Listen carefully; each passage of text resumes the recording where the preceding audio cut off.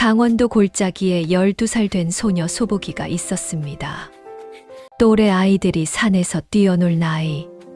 그 나이에 난 소복이는 시집가기 싫어. 시집을 갔습니다. 정말 싫다. 여러분이 12살이라면 아무리 아버지가 다쳐 집안이 굶어가고 있다고 해도 낯선 양반 댁에 시집을 가겠습니까?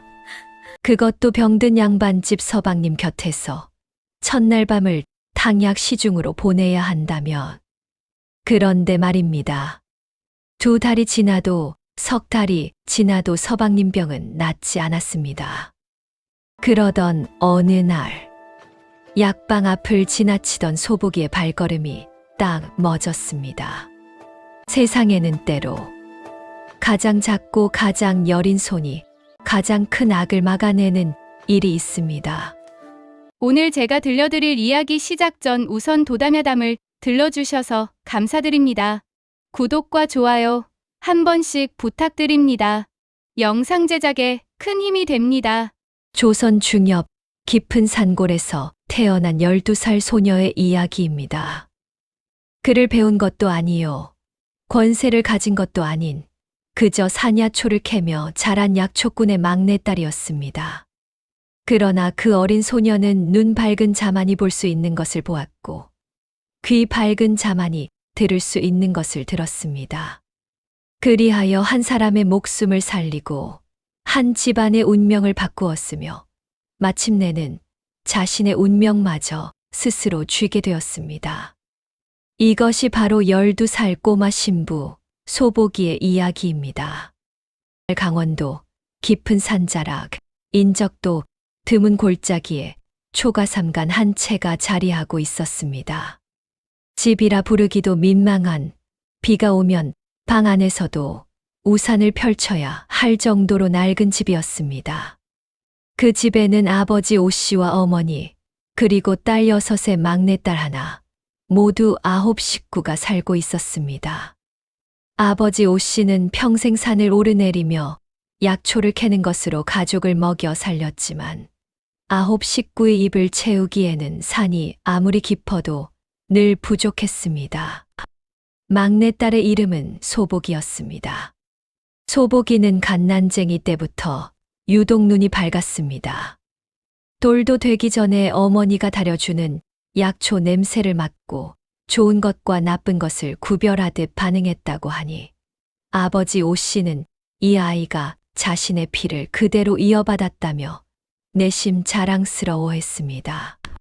소복이는 3살 때부터 아버지를 따라 산에 올랐고 7살이 되었을 때는 이미 고을 약초꾼들도 잘 모르는 희귀 약초 수십 가지를 외우고 있었습니다.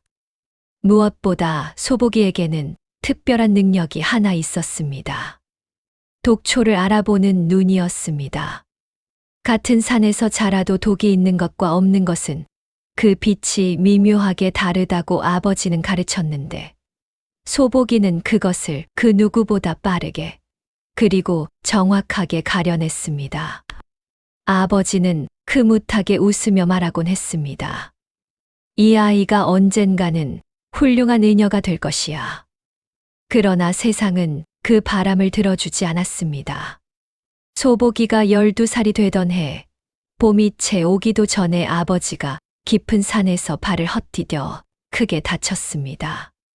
다리를 쓰지 못하게 된 아버지 대신 집안을 이끌어야 할 장남도 없었고 언니들은 모두 재살기 바쁜 처지였습니다. 굶는 날이 늘어갔고 어머니는 날마다 울었습니다. 이른 봄 냉이죽으로 하루를 버티는 날도 있었습니다. 그 무렵이었습니다. 낯선 하인들이 소복이네 초가집 앞에 나타난 것은 하인들은 고을에서 이름난 양반 박참판 댁에서 왔다고 했습니다. 박참판은 이 고을뿐 아니라 세 고을에 걸쳐 토지를 가진 큰 부자였습니다. 벼슬도 있었고 위세도 있었으나 그에게는 오래된 근심이 하나 있었습니다. 외아들 태윤이 이미 22살이 되었는데도 괴이한 병을 앓고 있다는 것이었습니다. 태윤의 병은 처음에는 그저 몸이 약한 것으로 보였습니다. 밥을 조금 먹고 기침을 하고 낯빛이 창백한 정도였습니다. 그런데 1년이 지나고 2년이 지나도 낫기는커녕 점점 더 야위어가고 급기야 3년째에는 자리에서 일어나지도 못하는 지경이 되었습니다. 전국 명의라는 명의는 다 불렀습니다. 한양에서, 전주에서, 멀리 제주에서까지 의원들이 왔습니다. 그러나 아무도 병의 근원을 짚어내지 못했습니다. 약을 써도 침을 놓아도 뜸을 떠도 소용이 없었습니다. 태유는 그저 조금씩 생기를 잃어가고 있었습니다. 박참판 부부의 마음이 타들어가던 어느 날이었습니다. 이름도 얼굴도 알 수 없는 노인 하나가 박참판 댁을 찾아왔습니다. 행색은 누더기에 가깝고 맨발의 먼지투성이었지만 눈빛만은 강물처럼 깊고 고요했습니다. 노인은 박참판에게 대뜸 말했습니다. 아드님의 병은 몸의 병이 아닙니다. 집안에 맺힌 기운이 그 몸을 파고든 것이니 어떤 약으로도 완전히 뿌리를 뽑을 수 없습니다. 그러나 방법이 하나 있습니다. 특별한 사주를 타고난 아이와 연을 맺으면 그 기운이 풀릴 것입니다. 노인은 손에 쥐고 있던 낡은 종이 한 장을 내밀었습니다. 거기에는 생년월일과 함께 이런 말이 적혀 있었습니다. 기해년 3월 14일 자시생여아. 이 아이를 찾아 혼인을 시키면 아드님의 연이 이어질 것이나 2달 안에 찾지 못하면 그 인연은 끊어지리라. 박참판은 노인이 돌아간 뒤에도 그 말을 반신반의했습니다. 그러나 달리 방법이 없었습니다.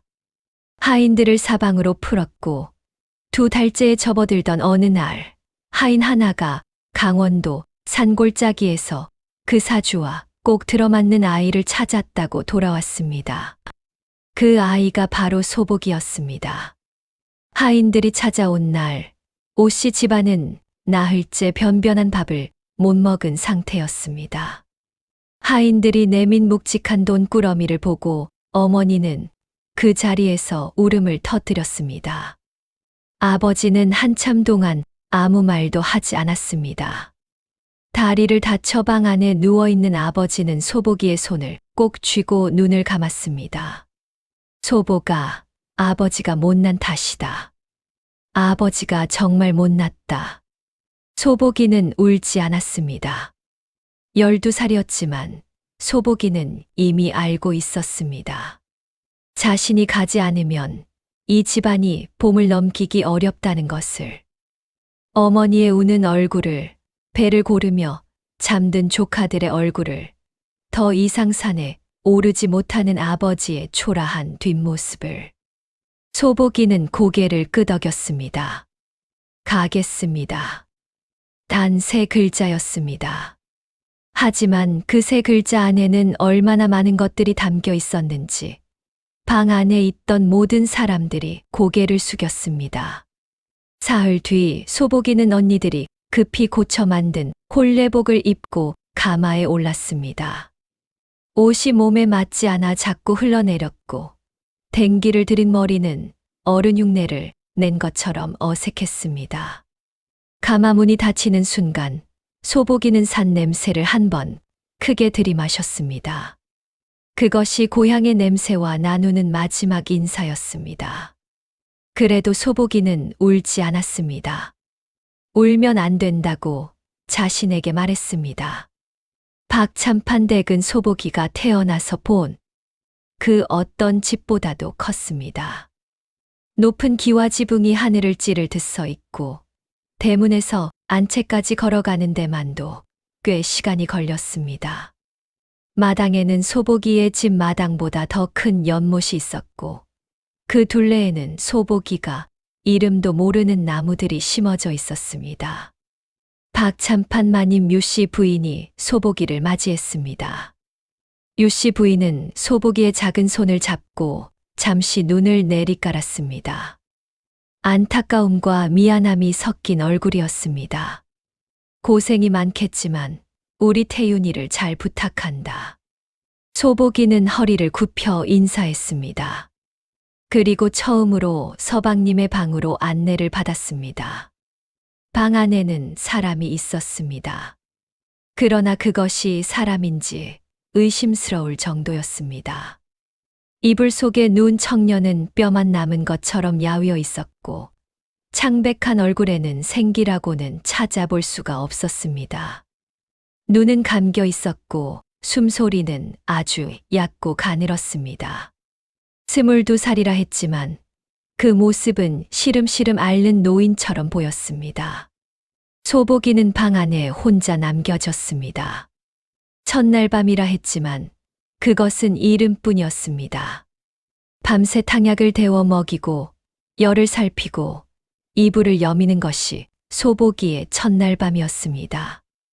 의식이 오락가락하는 남편의 이마를 손등으로 짚으며 소복이는 조용히 앉아 있었습니다. 이상하게도 소복이의 가슴 속에는 두려움보다 묘한 결심 같은 것이 피어올랐습니다. 살려야겠다는 마음이었습니다. 이 사람이 낯선 것은 분명했지만 이렇게 야위어 누워있는 모습은 어딘가 불쌍하다는 생각이 들었습니다. 자신이 올 때까지 아무도 곁에서 제대로 돌봐주지 않았던 것인지 방 안은 춥고 탕약 그릇에는 찌꺼기가 굳어 있었습니다. 소복이는 소매를 걷어붙이고 방 안을 정리하기 시작했습니다. 날이 가고 달이 갔습니다. 소복이는 성실했습니다. 새벽에 일어나 탕약을 다리고 서방님의 몸을 닦이고 미음을 쑤어 조금씩 떠먹이고 밤에는 곁에 앉아 잠을 지켰습니다. 몸이 고되었지만 소복이는 산에서 자란 아이였습니다. 험한 비탈을 오르고 내리던 몸이라 웬만한 피로는 이겨냈습니다. 그런데 이상한 일이 있었습니다. 2달이 지나도 태윤의 상태가 나아지지 않았습니다. 아니, 어떤 날은 오히려 더 나빠 보였습니다. 얼굴이 더 창백해지고 손발이 차가워지고 때로는 숨이 가빠지기도 했습니다. 소복이가 아무리 정성을 다해도 미음을 먹이고 약을 들여도 나아지는 기색이 없었습니다. 소복이는 이상하다고 생각했습니다. 그러던 어느 날이었습니다.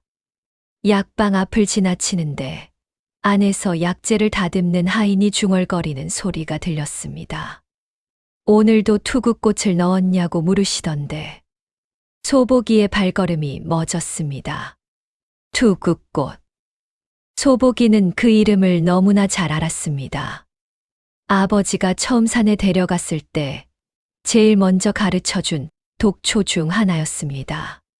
짙은 보랏빛 꽃이 투구처럼 생겼다 해서 투구꽃이라 부르는 그것은 뿌리에 강한 독성이 있었습니다. 처음에는 소량을 쓰면 통증을 다스리는 약재로 쓰이기도 하지만 꾸준히 많은 양을 먹이면 몸을 서서히 망가뜨립니다. 식욕이 줄고 기운이 빠지고 얼굴이 창백해지고 손발이 차가워집니다. 그러다 결국은 소복이는 자신도 모르게 태윤의 방 쪽을 돌아보았습니다. 그 증상들이 전부 태윤에게 있었습니다. 소복이의 가슴이 두근거리기 시작했습니다. 혹시 내가 잘못 생각하는 것이 아닐까, 억측이 아닐까 하는 생각이 들기도 했습니다. 그러나 아버지의 가르침은 언제나 정확했고 소복이의 눈은 지금까지 독초를 두고 한 번도 틀린 적이 없었습니다. 그날 밤 소복이는 아무 내색 없이 탕약 그릇을 받아들었습니다. 태윤이 잠든 후 소복이는 탕약을 조심스럽게 손가락 끝에 묻혀 냄새를 맡았습니다. 쓴 맛 너머로 묘하게 차갑고 날카로운 향이 섞여 있었습니다. 소복이는 눈을 감고 기억을 더듬었습니다. 맞았습니다. 투구꽃이었습니다. 소복이는 그날 밤부터 탕약을 버리기 시작했습니다. 모르는 척 태윤에게 먹이는 것처럼 행동하면서 실제로는 약을 방 구석 빈 항아리에 쏟아붓고 뒤에 처리했습니다. 그 대신 소복이는 자신이 아는 산약초들로 몸을 보하는 간단한 음식을 몰래 만들어 태윤에게 먹였습니다. 산에서 자라며 배운 것들이었습니다. 맥꽃 뿌리와 취나물, 오미자 달인 물. 열흘이 지났습니다. 태윤의 얼굴에 희미하게 핏기가 돌기 시작했습니다. 소복이는 그것을 보고서야 비로소 확신했습니다. 이것은 병이 아니었습니다. 누군가 일부러 태윤을 죽이고 있었습니다. 소복이는 이제 눈을 크게 뜨고 집안을 살피기 시작했습니다. 내색은 하지 않았습니다. 아무것도 모르는 어린 며느리처럼 마당을 쓸고 부엌에서 일하고 태윤의 방을 드나들었습니다. 그러나 눈은 항상 열려 있었습니다. 산에서 짐승의 흔적을 읽듯이 소복이는 집 안의 흔적들을 읽어 나갔습니다. 처음 눈에 띈 것은 박찬판의 아우, 이른바 작은 어른이라 불리는 박치곤이었습니다. 박치곤은 박찬판과 한 집안에 살지는 않았지만 자주 드나들었습니다. 얼굴은 웃고 있었지만 눈빛이 늘 날카로웠습니다. 특히 태윤의 방 쪽을 힐끗거리는 눈빛에는 걱정이 아닌 다른 무언가가 담겨 있었습니다. 기다림, 혹은 기대감. 소복이는 그것이 무엇인지 처음에는 알 수 없었지만 몇 번 더 보고 나서야 그 이름을 깨달았습니다. 욕심이었습니다. 박치곤에게는 아들이 하나 있었습니다.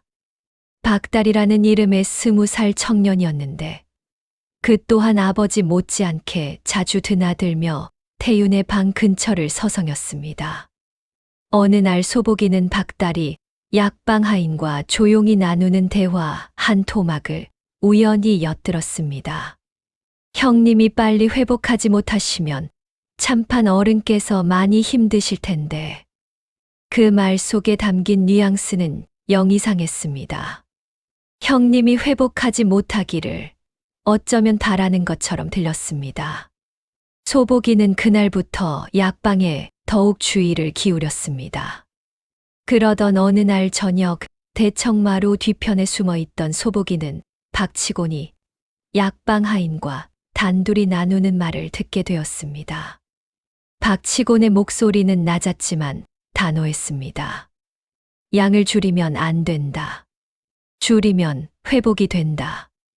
아직 석 달은 더 해야 해. 석 달만 더 있으면. 석 달만 더 있으면. 소복이는 그 말의 뜻을 알았습니다. 태윤이 죽으면 박찬판 댁의 대를 이을 아들이 없어집니다. 그렇게 되면 재산과 가문은 가장 가까운 혈육인 아우, 박치곤의 몫이 됩니다. 그리고 그 아들 박달이 가문의 대를 잇게 되는 것입니다. 소복이는 그 자리에서 주먹을 꽉 쥐었습니다. 짐승 같은 놈들, 제 조카를 도구로 죽이려 하다니. 그러나 분노는 잠시였습니다. 소복이는 빠르게 생각을 정리했습니다. 지금 당장 달려가 이 사실을 박찬판 마님께 고하면 어떻게 될까? 박치곤이 발뺌을 하면? 증거가 없으면? 어린 며느리의 말이라고 무시당하면? 아니, 최악의 경우에는 소복이 자신이 위험해질 수도 있었습니다. 증거가 필요했습니다. 반박할 수 없는 증거가. 이틀을 기다렸습니다. 소복이는 집 안의 움직임을 파악했습니다. 약방 하인이 언제 자리를 비우는지, 야경꾼이 어느 방향으로 도는지, 박치곤이 드나드는 날이 언제인지. 조용히 아무도 모르게. 그리고 마침내 기회가 왔습니다. 보름달이 뜬 밤, 박치곤이 다녀간 다음 날이었습니다. 집 안이 완전히 잠든 한밤중 소복이는 발소리를 죽이고 약방으로 들어갔습니다. 작은 등 하나를 가리고 들어선 약방 안에는 약재들이 가득 쌓여 있었습니다. 소복이는 곧장 탕약을 조제하는 상 위를 살폈습니다. 약봉지 뒤쪽, 선반 아래, 항아리 사이. 이미 눈에 익은 곳들이었습니다. 그리고 찾았습니다. 선반 깊숙한 곳에 따로 쌓여 있는 자루 하나. 열어보니 짙은 빛의 가루였습니다. 손가락으로 조심스럽게 집어 냄새를 맡았습니다. 투구꽃 뿌리를 말려 빻은 것이었습니다. 확실했습니다. 그리고 그 자루 옆에는 약 처방전 묶음이 있었습니다. 소복이는 등불을 가까이 대어 들여다보았습니다. 처방전마다 아래에는 작은 글씨로 무언가가 덧붙여져 있었습니다. 소복이는 글을 많이 아는 것은 아니었지만 아버지에게 약초 이름을 글로 배웠기에 그것만큼은 알아볼 수 있었습니다. 부자, 투구꽃 뿌리의 다른 이름이었습니다. 그리고 그 처방전에는 분명히 다른 사람의 글씨로 덧붙여진 양이 원래 처방보다 훨씬 많았습니다. 소복이는 그 처방전 묶음을 품 안에 넣었습니다. 그리고 아무 흔적도 남기지 않고 약방을 빠져나왔습니다. 방으로 돌아온 소복이는 처방전들을 꼼꼼히 들여다보았습니다. 덧붙여진 글씨체는 동일했습니다. 같은 손이 썼다는 뜻이었습니다. 그리고 처방전 가장자리에는 작은 도장 하나가 찍혀 있었습니다. 소복이는 그 도장 무늬를 기억해 두었습니다. 다음 날 기회를 틈타 박치곤의 소지품을 눈으로 훑은 소복이는 그의 허리춤에 차고 있는 도장 끝에서 똑같은 무늬를 발견했습니다. 이것으로 충분했습니다. 소복이는 박참판 마님 유씨 부인에게 따로 뵙기를 청했습니다. 유씨 부인은 소복이가 진지한 얼굴로 찾아오자 아이를 방 안으로 들였습니다. 소복이는 무릎을 꿇고 조용히 입을 열었습니다. 흥분하지 않았습니다. 목소리를 높이지 않았습니다. 차분하게 자신이 보고 들은 것을, 확인한 것을, 그리고 증거를 차례대로 말했습니다. 유씨 부인은 처음에는 안색이 변하지 않았습니다. 그러나 소복이가 품에서 처방전 묶음을 꺼내 내밀고 도장 이야기를 하고 박치곤의 말을 재현했을 때 유씨 부인의 얼굴이 천천히 굳어갔습니다. 소복이가 말을 마쳤을 때 유씨 부인의 눈에는 눈물이 고여 있었습니다. 아이고, 내 자식. 유씨 부인은 한동안 말을 잇지 못했습니다. 그리고는 소복이의 손을 두 손으로 꼭 쥐었습니다. 내가 없었으면 내 자식이 죽었을 것이다. 어린 것이 어찌 이리 의연하냐. 박참판에게 보고가 올라가는 데는 한 시즌이 걸리지 않았습니다. 박참판은 즉시 약방 하인을 불러 신문했습니다. 하인은 처음에는 모른다고 버텼습니다. 그러나 증거 앞에서 그리고 박참판의 엄한 목소리 앞에서 결국 무릎을 꿇었습니다. 모든 것을 자백했습니다. 박치곤이 시킨 것이라고. 처음에는 돈에 눈이 멀어 시키는 대로 했다고. 이제는 두렵고 무섭다고. 박치곤은 그날 저녁 관하로 넘겨졌습니다. 관하에서의 신문은 사흘간 이어졌습니다. 박치곤은 처음에는 모든 것을 부인했습니다. 어린 며느리의 모함이라 했습니다. 아이가 무엇을 알겠느냐고 했습니다. 그러나 처방전의 필체와 도장, 그리고 약방 하인의 증언, 거기에 더해 약재 구입 내역까지 다 드러나자 더 이상 버티지 못했습니다. 이윽고 박치곤은 고개를 떨구었습니다. 조카가 죽으면 재산이 자신의 아들에게 온다는 것을 알았다. 3년 전부터 조금씩 독을 먹이기 시작했다. 하인을 매수하여 탕약에 넣게 했다. 명의들이 와도 병을 못 찾는 것은 당연했다. 그것은 병이 아니라 독이었으니 자백이 끝나자 법이 움직였습니다. 박치곤은 먼 섬으로 유배를 갔습니다. 재산은 몰수되었고 가문에서도 제적되었습니다. 그의 아들 박달은 어디론가 도망쳐 종적을 감추었고 다시는 그 고을에 나타나지 않았습니다. 그리고 독약이 완전히 끊긴 지 한 달이 지났을 때였습니다. 태윤의 눈이 떠졌습니다. 처음에는 천장을 멍하니 바라보더니 이윽고 옆에 앉아있는 소복이를 보았습니다. 3년 가까이 잠겨있던 눈이었습니다. 그 눈이 천천히 초점을 찾았습니다. 태윤은 가느다란 목소리로 물었습니다. 누구냐? 소복이는 빙그레 웃었습니다. 소복이라 하옵니다. 서방님의 아내이옵니다. 태윤은 한참 동안 소복이를 바라보았습니다. 그리고 말했습니다. 꿈속에서 내 목소리를 들었다. 매일 밤 나를 부르는 소리를 들었어. 그 소리가 나를 이쪽으로 끌어당겼다. 소복이는 그 말을 듣고서야 비로소 울었습니다. 처음으로, 이 집에 온 뒤 처음으로 소복이는 소리 없이 눈물을 흘렸습니다. 날이 갈수록 빠르게 회복했습니다.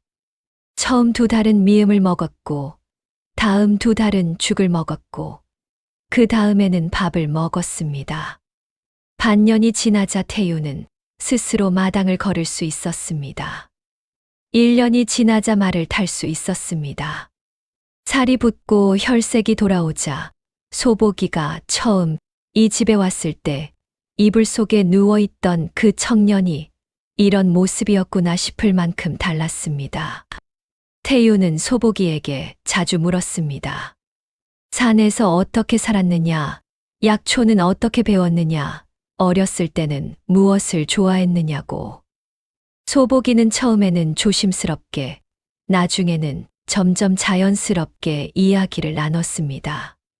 두 사람은 그렇게 서로를 알아갔습니다. 가을이 깊어지던 어느 날, 태윤이 소복이에게 말했습니다. 처음에 우리가 치른 혼례는 내가 의식도 없을 때였다. 그건 혼례라 할 수 없지. 제대로 된 혼례를 다시 올리고 싶다. 내가 원한다면. 소복이는 잠시 생각하더니 말했습니다. 어머니, 아버지를 불러주십시오. 형제들도 다 오게 해주십시오. 그러면 하겠습니다. 태윤은 웃었습니다. 그 정도야 당연한 것이지. 한 달 뒤 박찬판 댁에서는 큰 잔치가 열렸습니다.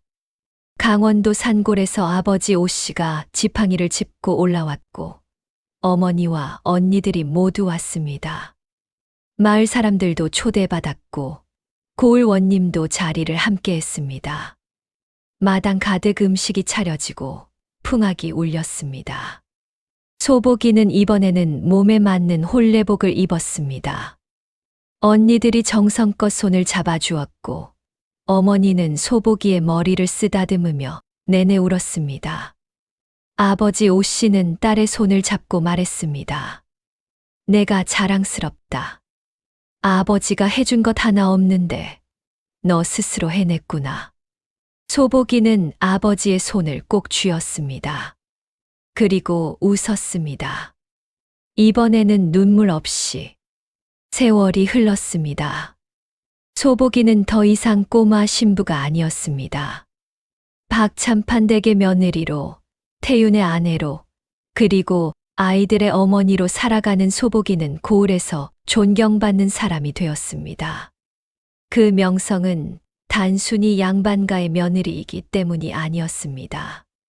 소복이가 약초와 의술에 밝다는 소문이 나면서 가난하여 의원을 부르지 못하는 집에서 사람들이 찾아오기 시작했습니다. 소복이는 그들을 외면하지 않았습니다.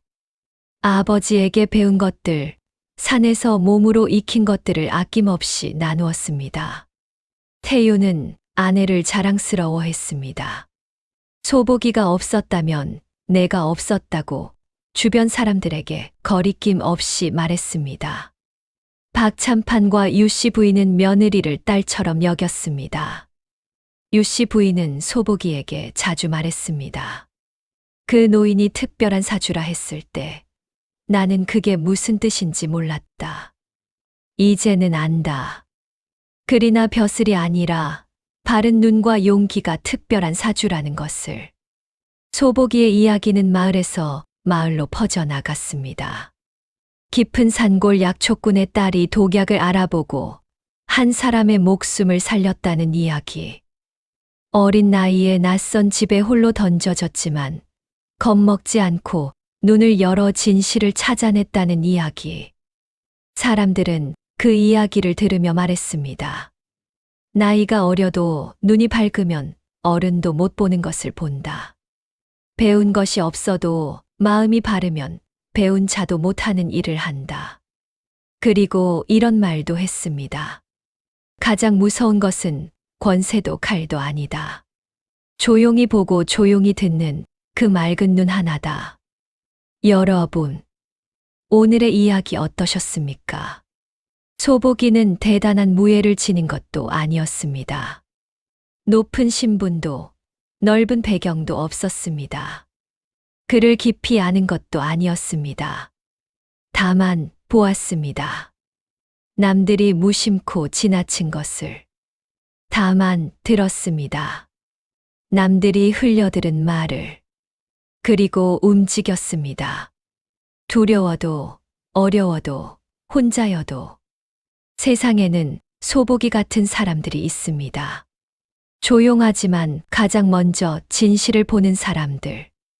소리 높이지 않지만 가장 깊이 움직이는 사람들. 그리고 그런 사람들이 결국 세상을 지킵니다. 오늘도 이 이야기를 끝까지 들어주신 여러분께 감사드립니다. 다음에도 조선의 깊은 골짜기, 그 속에 숨어 있는 사람들의 이야기로 다시 찾아오겠습니다. 이 영상이 마음에 남으셨다면 구독과 좋아요, 그리고 알림 설정과 여러분의 의견을 댓글로 남겨주시면 감사하겠습니다. 여러분의 응원이 다음 이야기를 불러옵니다. 그럼 다음 이야기에서 뵙겠습니다.